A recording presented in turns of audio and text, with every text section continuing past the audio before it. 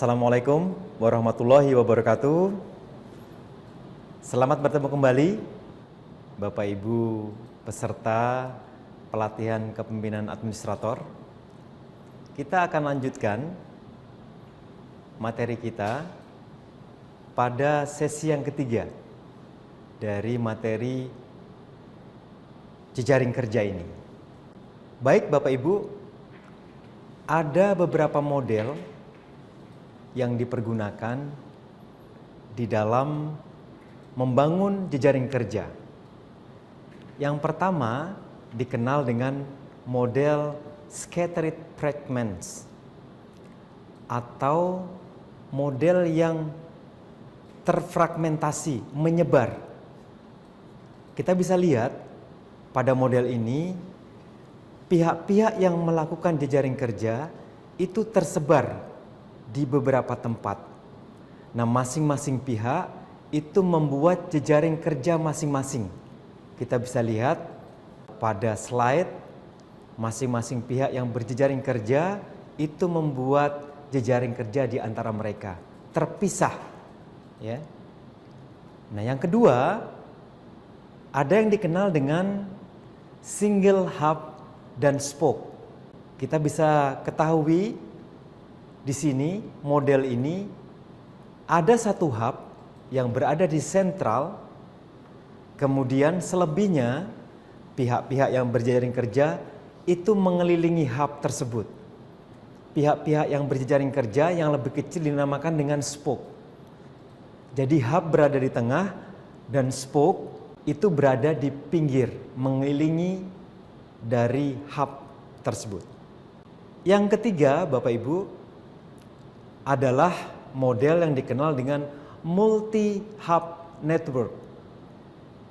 Pada gambar ini kita bisa lihat ada beberapa hub, ya. Kita lihat ada beberapa hub berada di masing-masing titik. Kemudian hub ini dihubungkan dengan spoke yang masing-masing spoke itu menjalin jejaring kerja dengan hub.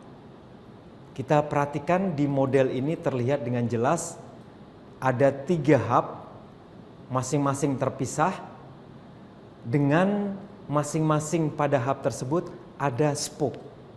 Yang keempat modelnya dikenal dengan core and periphery. Ada yang sebagai core, kita lihat warna yang lebih gelap itu sebagai core atau sebagai pusatnya. Nah, sementara di sekelilingnya, di periferinya atau di jaringan luarnya itu adalah masing-masing hub. Kita lihat pada gambar ini core itu berada di tengah-tengah, membentuk jejaring kerja yang sangat padat, dihubungkan dengan periferi yang berada di lingkaran dari core tersebut. Bapak Ibu peserta pelatihan administrator yang berbahagia, setelah kita mengetahui model dari jejaring kerja, langkah yang penting yang akan Bapak Ibu lakukan sebagai pejabat administrator adalah memimpin jejaring kerja tersebut. Saya ulangi, Bapak Ibu memimpin jejaring kerja tersebut. Ada 4 hal yang akan Bapak lakukan. Yang pertama adalah mau berbagi ide atau pemikiran. Dalam berjejaring kerja ada keinginan untuk sharing atau berbagi ide atau pemikiran. Yang kedua, mau berbagi informasi. Bapak Ibu sebagai pejabat administrator diharapkan berbagi informasi tentang pekerjaan-pekerjaan yang akan dilaksanakan sesuai dengan tujuan yang telah ditetapkan bersama. Yang ketiga, mau berbagi kenalan. Ini penting untuk dilakukan. Mengapa? Karena pihak-pihak yang berjejaring kerja harus saling mengetahui dengan pasti dengan siapa saya berjejaring kerja. Harus dikenali dengan baik. Sehingga masing-masing pihak yang berjejaring kerja terbangun rasa saling percaya. Yang keempat atau yang terakhir, nah ini yang paling penting Bapak Ibu, yang akan Bapak Ibu lakukan sebagai pejabat administrator adalah pihak-pihak yang berjejaring kerja tadi, ada hub, ada spoke, ada yang posisinya di periferi, ada posisinya yang di sentral, itu mampu dirajut, ibarat sebuah kain, dirajut, ibarat sebuah benang dirajut, dipintal menjadi sebuah kain yang bermanfaat. Jadi artinya kemampuan untuk merajut jejaring kerja ini adalah kemampuan yang harus Bapak Ibu miliki selaku pejabat administrator. Disitulah kata kuncinya Bapak Ibu, mengapa materi jejaring kerja ini diharapkan Bapak Ibu bisa ketahui dan pelajari dengan baik. Kemudian Bapak Ibu, pada saat sekarang ini kita menghadapi era yang serba terbuka. Ada keterbukaan, ada transparansi.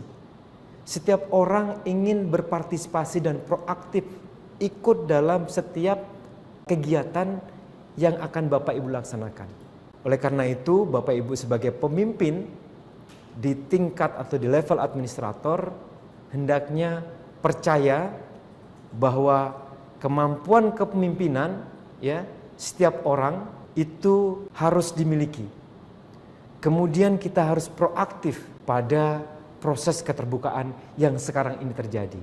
Kita bekerja di era yang serba terbuka saat ini. Dengan kemajuan ilmu dan teknologi, dengan kemajuan teknologi, informasi, Internet of Things, Artificial Intelligence, yang tidak mungkin lagi kita bekerja dengan cara sendiri atau melakukan sesuatu itu sendiri. Kita lakukan bersama-sama secara kolaboratif atau bekerja sama. Nah, oleh karena itu Bapak Ibu, kecenderungan yang ada sekarang karena permasalahan semakin kompleks, arus informasi semakin deras, maka kemampuan untuk menghubungkan dan bekerja sama atau connect and collaborate atau kolaborasi itu lebih penting Bapak Ibu lakukan daripada menugaskan dan mengawasi atau command and control. Jadi Bapak Ibu punya peran yang cukup besar pada era saat ini untuk mampu menjadi penghubung, ya, untuk mampu bekerja sama, berkolaborasi, ya, daripada sekedar hanya menugaskan dan mengawasi terhadap pekerjaan-pekerjaan yang Bapak Ibu laksanakan. Bapak Ibu sekalian, ada satu model pertumbuhan ya yang dikemukakan oleh Angliss ya pada tahun 2007, itu mengemukakan sebuah model pertumbuhan jejaring kerja. Jejaring kerja itu harus pertama memiliki tujuan yang jelas. Para pihak yang melakukan jejaring kerja harus memiliki tujuan atau purposes yang jelas. Yang kedua, langkah selanjutnya, jejaring kerja atau para pihak yang melakukan jejaring kerja harus mendesain, membangun, membuat sebuah desain kerja atau desain jejaring kerja yang baik. Yang ketiga Bapak Ibu adalah jejaring kerja ini diharapkan bisa tumbuh berkembang. Dengan berjejaring kerja diharapkan pekerjaan-pekerjaan yang Bapak Ibu lakukan, yang Anda lakukan sebagai pejabat administrator akan mampu tumbuh dan berkembang menjadi lebih baik. Akan mampu mencapai high performance organization, akan meningkatkan kinerja dari organisasi yang Bapak Ibu pimpin. Dan yang terakhir adalah jejaring kerja akan mampu menjadikan ya, mampu perform sebagai salah satu bentuk untuk mencapai tujuan organisasi itu. Nah, dalam situasi seperti ini Bapak Ibu ada masa-masa transisi yang Bapak Ibu harus kelola. Karena Bapak Ibu bekerja dalam situasi yang serba tidak pasti saat ini. Arus informasi demikian deras, ketidakpastian menghadap di depan kita. Oleh karena itu, kemampuan mengelola masa transisi, masa-masa yang sangat sulit untuk membuat keputusan, itu penting Bapak Ibu miliki. Daripada sekedar hanya menghadapi atau menyelesaikan pekerjaan-pekerjaan yang sifatnya rutinitas saja. Ada masa-masa transisi yang harus Bapak Ibu kelola dengan baik. Sehingga tujuan organisasi itu dapat Bapak Ibu capai, dapat Bapak Ibu penuhi dengan baik.